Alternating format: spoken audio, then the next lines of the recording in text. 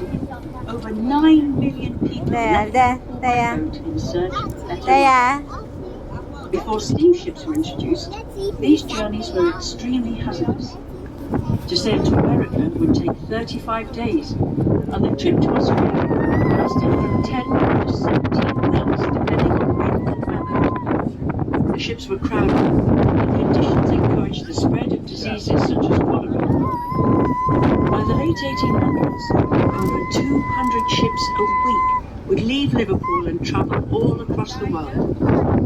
Liverpool then was the most important port outside London.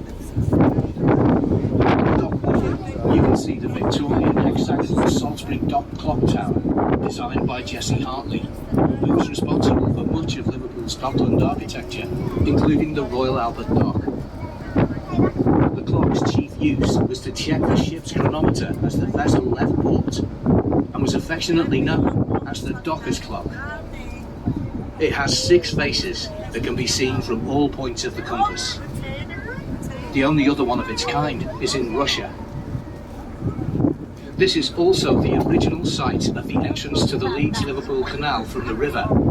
Although now the pierhead extension is finished, the canal extends through to the Royal Albert Dock. We now see the massive red brick building, which is the Stanley Tobacco Warehouse.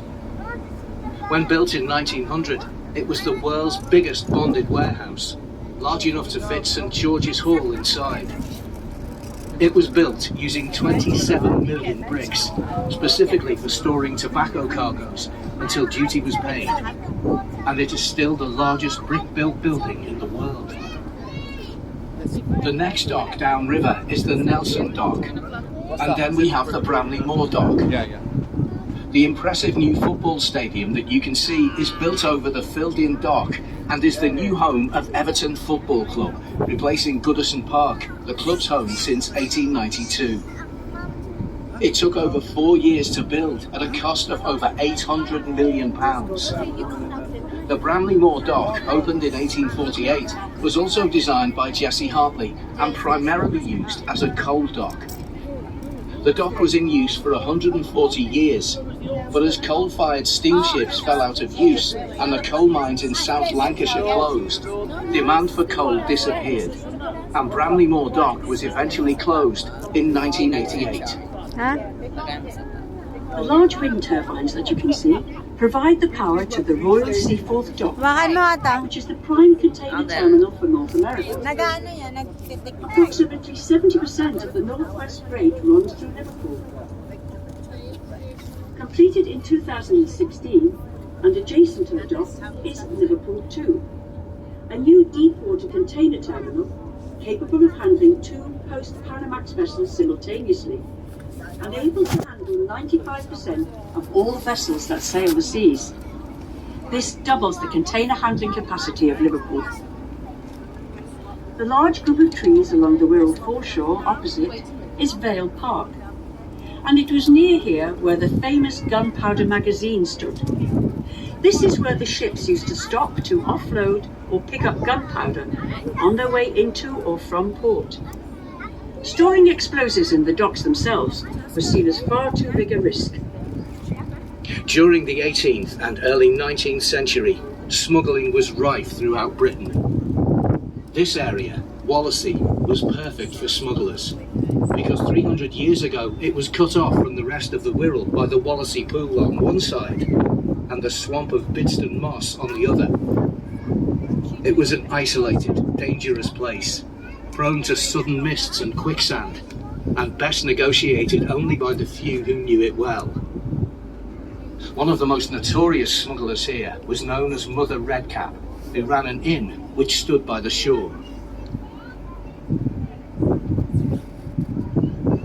As we approach Seacombe, look out for the large bell at the landing stage, used before radar as the only guide for the ferry in fog. In fact, radar was installed in 1947 and was the first in the world to guide ferries. Seacombe Ferry Terminal has undergone a major reconstruction, including the replacement of its Victorian link span bridges and refurbishment of the landing stage and terminal building. Seacombe is also home to Eureka Science and Discovery, a visitor attraction designed for children and young people up to 14 years old. Visit to discover how science, technology, engineering, arts and mathematics influence and shape our lives, connecting the everyday with the extraordinary. Visit eurekadiscovery.org.uk for information and opening times. All visits must be booked in advance. This is Seacombe Terminal. Please leave here for Seacombe and New Brighton. This is Seacombe.